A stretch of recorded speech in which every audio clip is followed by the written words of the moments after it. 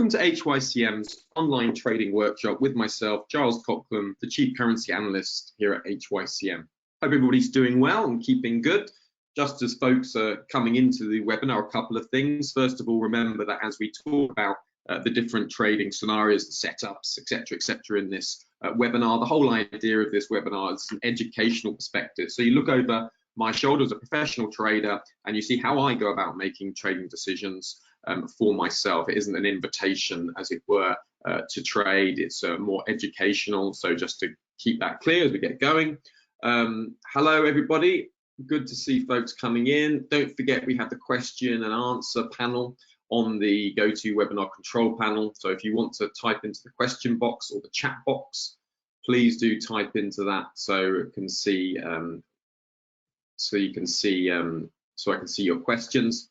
And I will get to any questions that you have during the end of the webinar. So without further ado, I just want to point out to you one seasonal distinctive that we're seeing at the moment in the S&P500. So I just want to go over and show you what that distinction is, and then we will be looking at the strong and the weak currency pattern for today. So I'm just going to take a quick screenshot and just going to open that in a separate window.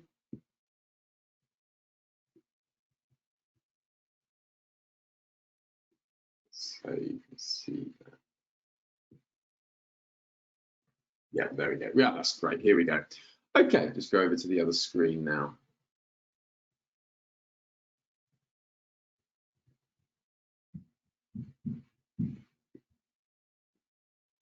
Here, now, if you take a look at this screenshot, what you can see is the pattern of the S&P 500 over the last 20 years. So you can see that in the last 20 years, if you bought the S&P 500 around the middle of November, 20th of November or so, through to the end of December, you would have seen that in the last 20 years, you would have made gains 15 out of 20 times. And the maximum loss would have been 6.83% versus a maximum profit of 7.52%. And you can see that this is the kind of return that you would have seen year on year if you'd invested the same amount of money each year of the seasonal pattern. So the S&P 500 is now entering into a very strong seasonal time of the year. One thing to be aware of is that these seasonal patterns tend to be there for a reason. So oftentimes at the end of the year, we have bond yields giving their coupons, and so you can have bond traders investing coupons into the stock markets. And so if you took a snapshot of the major indices, what you find is that the November to April time is much stronger in global indices than the May to October time. So there's a saying in Wall Street which is sell in May and go away, and that saying is an accurate saying. It is a true observation that the winter season is better in stocks. Now I'll just show you an example of that. You can see here that the FTSE 100, the FTSE 100 is in the blue line. Okay, now this is the return in the FTSE 100. If you had bought the FTSE in May and sold it in October, from 1984, this is the return you would have got. Can you see? You would have actually had a negative return. And when you allow for inflation, you can see that you would have had hardly any return at all in that kind of investment. Whereas if you'd bought the FTSE 100 from November through to April, you can see the green line that you would have exceeded the returns in the FTSE 100. And that's a common dynamic to see. There is a strong seasonal pattern in the indices, and if you had to, one strategy for your pension, but one decent strategy in the FTSE 100 would have been, buying in November, selling in April, and doing the same thing year on, year out. And you can see that it just, really does tend to see some pretty strong results. So that's the key here. This is the November to April pattern. Okay. So that's the saying, sell in May and go away. It is a true saying that has truth in it. And this is this strong time of the year for the S&P 500. So now what we're going to do, we're just going to zoom in to what's happening in equity markets. And a couple of things to note. So yesterday we saw the Dow Jones closed above 30,000 for the first time ever. So you can see this 30,000 close yesterday, first time ever. And there's a number of different things boosting sentiment. Things like President Trump's prepared now to transfer power to President-elect Joe Biden. Joe Biden has appointed Janet Yellen as the Treasury Secretary. She's been a Fed chair before, and she's very pro-stimulus. She said already explicitly that the economy could do with more stimulus. There's also been a number of positive vaccine news out. Not only the vaccine news from November the 9th, which was here. This is when we saw that strong rise higher on that Pfizer BioNTech vaccine news. We have seen good news from AstraZeneca, Sputnik 5, and a number of different vaccines are starting to come to fruition. So all of this has been supporting risk sentiment over the last couple of weeks, really. So looking at the Dow closing above 30,000 for the first time, very, very bullish development. And if you look at the monthly chart, you'll see that we've just seen a huge monthly candle that's looking to close higher. And if it does close higher, that's really indicative of higher prices to come for the coming year. And obviously, interest rates are low. The huge stimulus package due from the US administration, Federal Reserve might do more. So that's why these markets are buys on dips. So that's why we're anticipating buyers from any pullbacks. Now, we could be expecting buyers down from this 3,590 level. That would be a good area to get long. But we've got to remember that we're dealing with some difficulties today because we've got month-end flows. We've got some profit takers ahead of the end of the month. The holiday season is approaching for the US. So the US has a shortened trading week this week, with Thanksgiving starting on Thursday. So we have a shortened trading week, and we have lots of trading data out due later during the US session, including the initial jobless claims. So we should be seeing potentially some volatility. And there's something else to share with you. We have to be careful trading today for another reason. And the reason is because we have low liquid markets. In these holiday kind of scenarios, markets can move with wider ranges. You might make the mistake originally and think, well, because the market's on a holiday, then we'll see narrow ranges. That's one way it can work out. The other way it can work out is you see much wider ranges. Now, the reason for that is because if market orders are not in the market, it means that price has to move further to find an order. So on a normal day-to-day basis, this is the S&P 500 futures, you'd have bids and orders all the way layered through the chart. But if participants are on holiday, those orders aren't there. So price has to move quicker and jump over areas where there's no orders to find an order. So that's why in holiday times, you might easily get wider, more volatile ranges. That's why we've got to be careful today. We don't want to go for tight, narrow moves. We want to look for bigger moves and look for moves at the extremes on a day like this. It's definitely something to be looking out for. Now, the currency pair that I'm looking at today is the Australian US dollar currency pair. Now, if you just look at this over there, you can see that the Australian dollar has been benefiting on the global growth prospects, and the large spike high we saw on the 9th of November is in anticipation of global growth returning. The Reserve Bank of Australia, they seem to be done in their rate hiking cycle, rate cutting cycle rather. Governor Lowe, he said that we don't really want to go into negative rates. Rates are at 0.25%. They don't see much point in going to so they're at 0.10%. They don't see much point dropping even further to zero, because what's the point of 10 basis points? Very little. And so they seem to be done. So this should keep the Australian US dollar supported, especially on these vaccine optimism hopes. So any retracement back to this 7250 region today, maybe a little bit higher up, 7260, can be considered suitable for buying.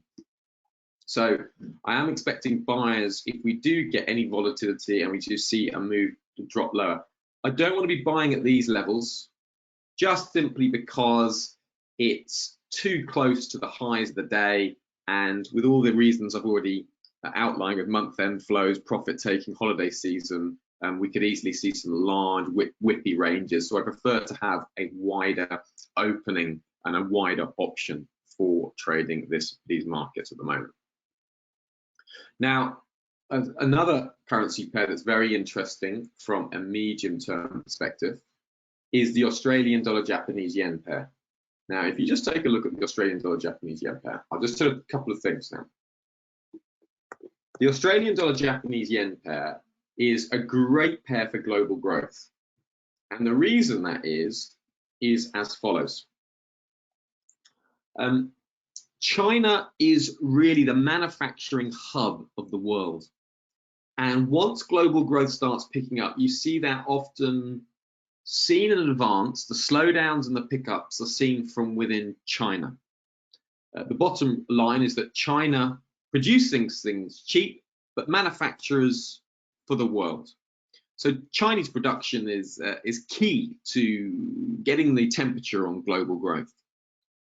China's stimulus and activity has picked up, and that pickup in activity is now being combined with strong global growth prospects on vaccine optimism. So that's why we're seeing the Australian dollar pushing higher. And if you notice, we see a couple of things here. We do see a head and shoulders pattern. So this is one area to watch. Okay. Now, the head and shoulders patterns here.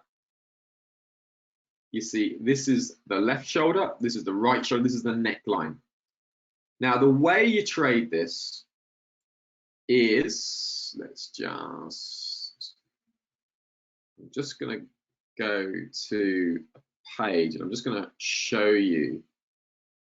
I'm just going to show you a video that I've done on trading this.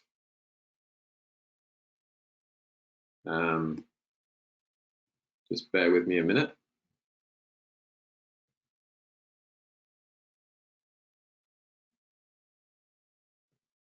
I'm going to send you a video how to trade the head and shoulders pattern.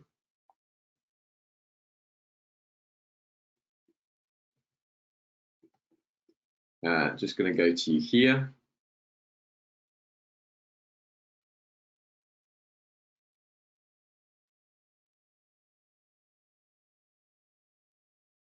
I'm just putting it in the chat box, and this is to the entire audience. This is a video that shows how to trade the head and shoulders pattern, right? I've just sent that to everyone.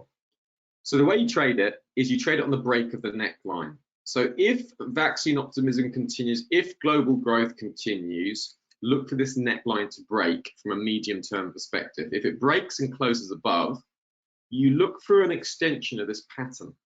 So you can see here the head is from 73 roughly down to 77. So it's about 400 points.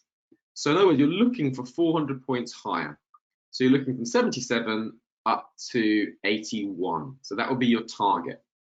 But if you also notice on the weekly chart, there's a huge head and shoulders pattern. You've got shoulder 1, head, shoulder 2. The neckline would be across here. So you can see that actually, if that head and shoulders breaks on the daily chart, then that goes, if that breaks on the weekly chart, you're looking for a potential target of 60 up to 78, so about 18, so about 78, 88, 98, so around 96. So you're looking for a move higher around this, into this 96 region there. It's obviously a longer term potential trade, but if global growth gets going, all that tells it take you back to those 2015 highs, May, June 2015, around 96. So it's well within, you know, normal ranges, and that's something that we could see playing out over the next, you know, few weeks or so. So that's definitely one to be keeping a careful eye on as we head into year end. So just got to point that out to folks to keep you up to speed with that. But you see, the reason we'd favour that is that as globe gets growing, as China starts recovering, Australia recovers alongside China. 30% of Australia's GDP comes from its trade with China. So what's good for the China and the Chinese yuan is also good for the Australian dollar. That's why, as global growth optimism gains, Chinese growth is growing. That's why the Australian dollar is also rising in anticipation of those global growth issues staying up. Now, one thing to look out for is that at the heart of the China crisis with the COVID-19, Scott Morrison, Australia's PM, mentioned that there should be an independent COVID-19 inquiry.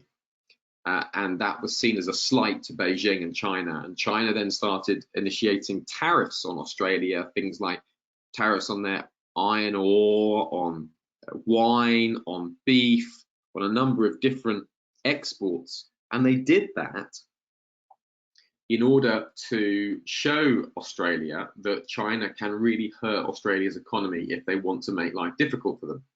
So just got to be aware, as long as that, we don't want those trade tensions to flare up. Now, with President Trump on the way out, we are expecting a much more peaceful world in terms of trade wars. It was President Trump that really initiated and sustained a number of those trade wars between Canada, Mexico, Europe, China obviously was the most obvious one.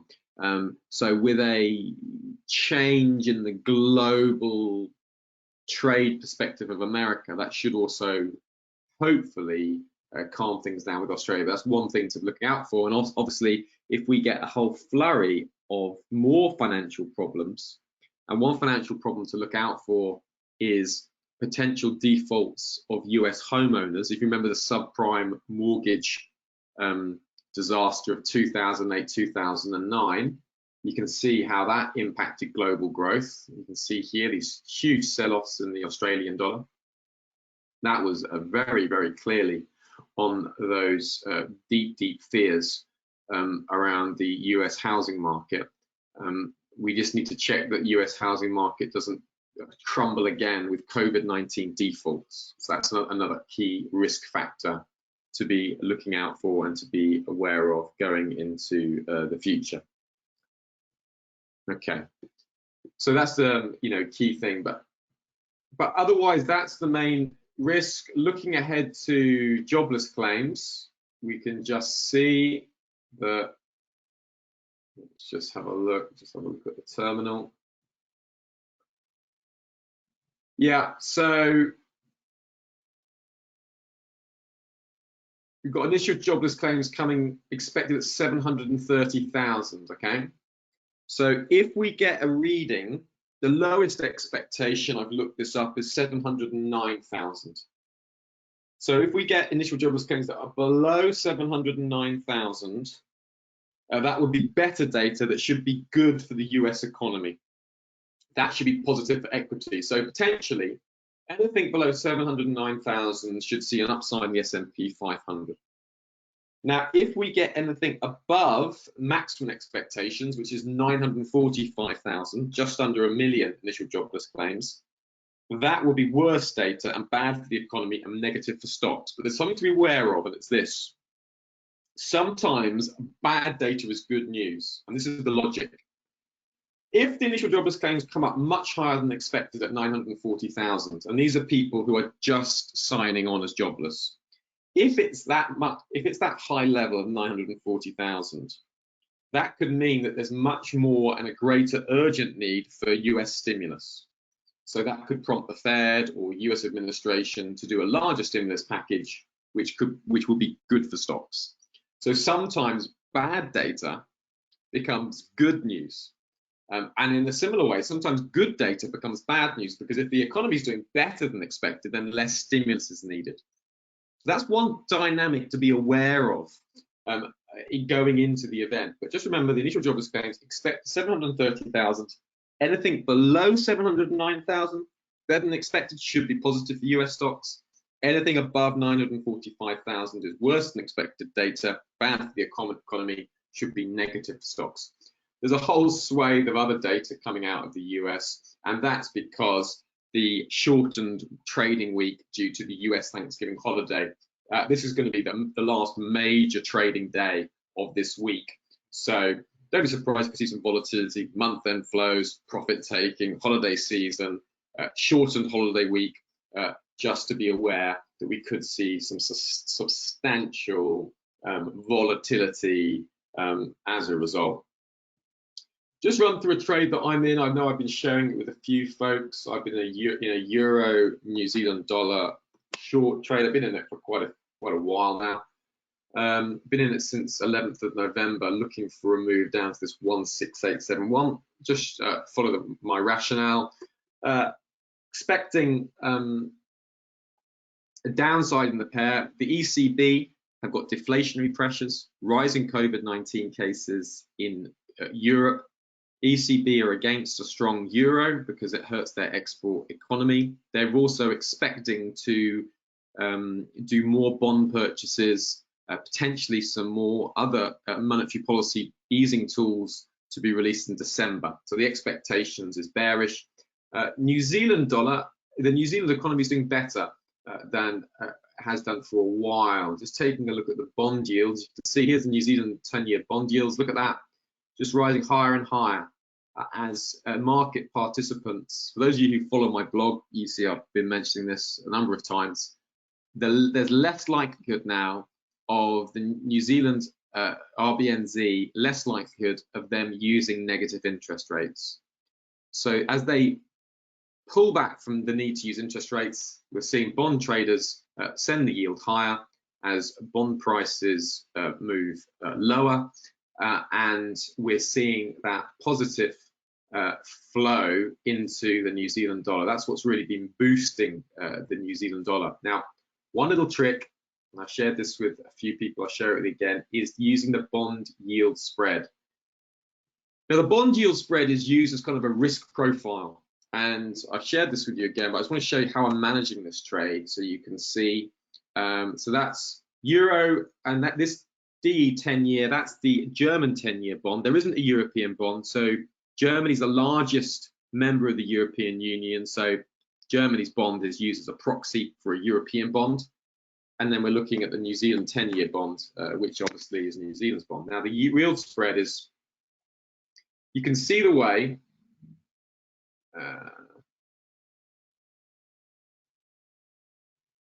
the yield spread is in the red. Look, when the yield spread rises, it shows the outlook is better for Europe than for New Zealand. Yield spread rises, Euro New Zealand dollar rises. When the yield spread drops, the outlook is worse for Europe than it is for New Zealand. And you can see the Euro New Zealand dollar pair falls. Falling yield spread, falling Euro New Zealand. That's the basic relationship. Now you can see here, look, since the RBNZ, around 11th of November, you can see that the yield spread has been dropping. Situation is looking better for New Zealand than it is for the Eurozone. That's why we've been seeing these sharp falls. Now we saw this breakdown of this level, this 1.7120 level, 1.720 level, and looking for a move down to this 1.6876, 69 region. So I'm looking to take profit down in these levels. So I've got and I see I'm managing the trade because the yield spread keeps lowering.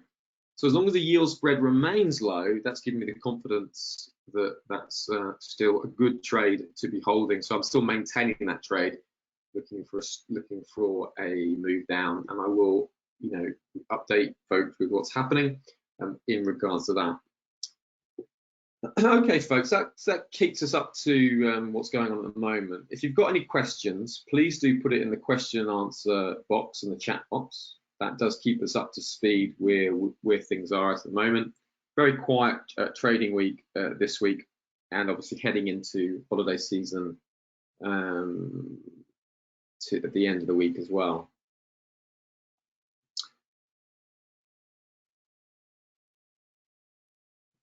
So don't forget that S&P 500 has a strong seasonal pattern. I've been inching into some US and European stocks during this time, just taking advantage of the positive sentiment as well as the positive seasonals.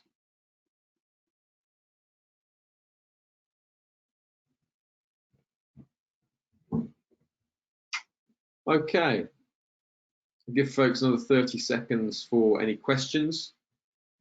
If you've got a question, do ask it now.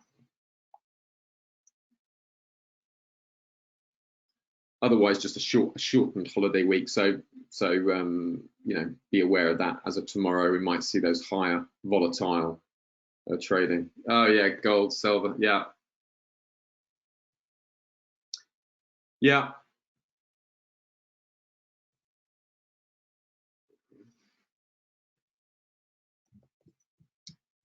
Okay.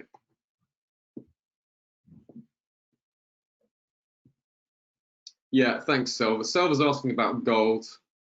I'm going to send you all a article on gold. I've written an article on gold, so you can use that. We've got the FOMC minutes coming later on today. So, right, the situation with gold is this. That was the sell-off in gold on November the 9th with the Pfizer-BioNTech vaccine news. It was the largest drop in gold futures for about 7 years. And the reason for that is quite simply that if the vaccine's on a way, then life's going to get back to normal, and eventually interest rates will start rising again. So the gold can be sold because the reason for holding gold is now dissipated. So that's why we're seeing downside in gold. But there's a couple of things to be aware of.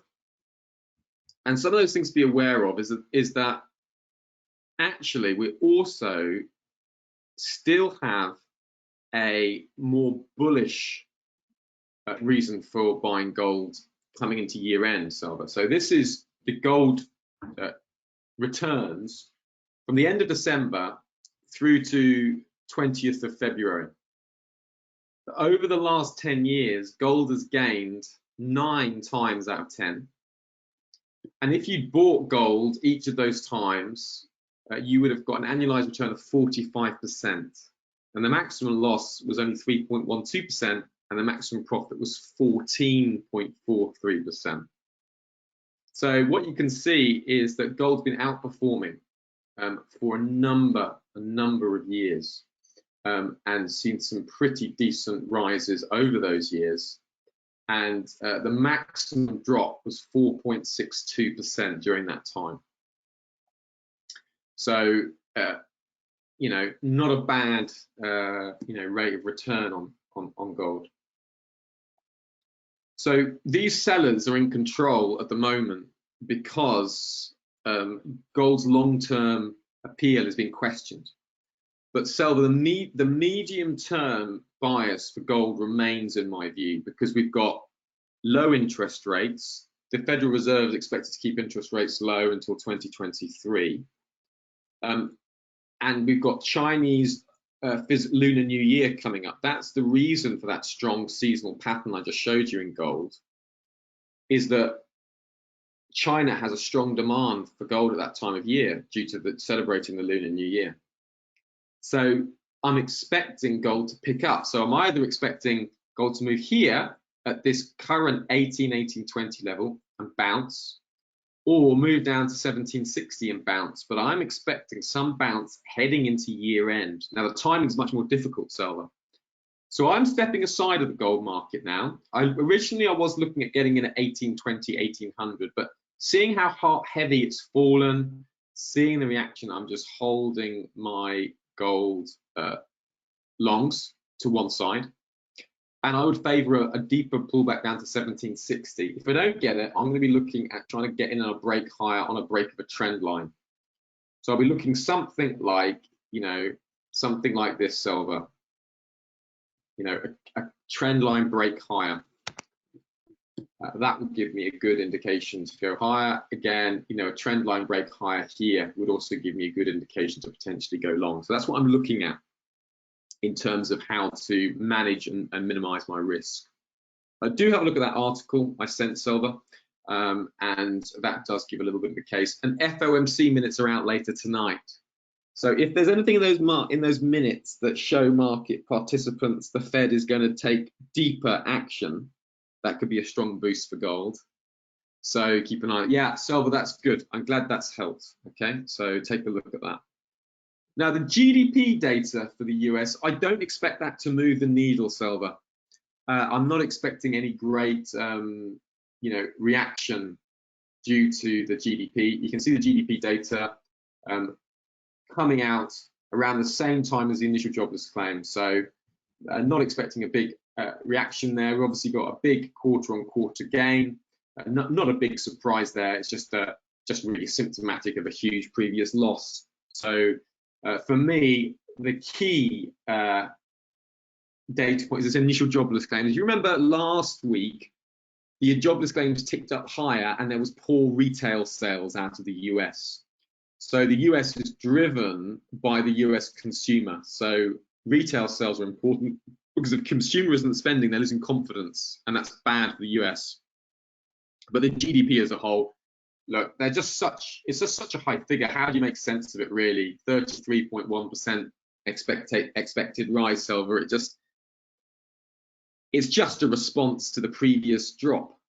So for me, I'm not expecting any big fireworks from that. I think it is the initial jobless claims is the one to look at, because that changed risk sentiment last week, Silver, and that dragged down sentiment. Because obviously, if more people are jobless, that's bad for the US economy. I hope that helps. Thanks, Silver. Some great questions there, and thank you very much for bringing gold to our attention, because that just had to be covered. And my apologies for missing that out. That was a wrong thing to have missed out with such volatility and interest around the gold market at the moment.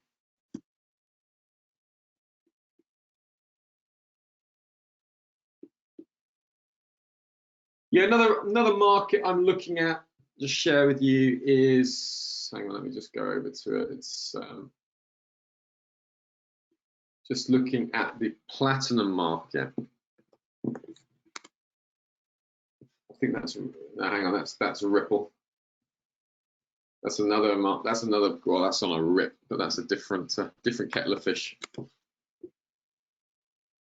Yeah, just looking here at platinum. See, I'm looking at this trend line very carefully today. A break and close above that opens up higher in platinum. There's supply and demand issues with platinum for this year and next.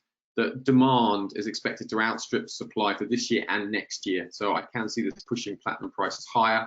But I want to see a break and close above that trend line to really legitimize a long. So that's just another chart to be looking out for. It's a platinum chart. You can either see platinum or the platinum cross XPT USD.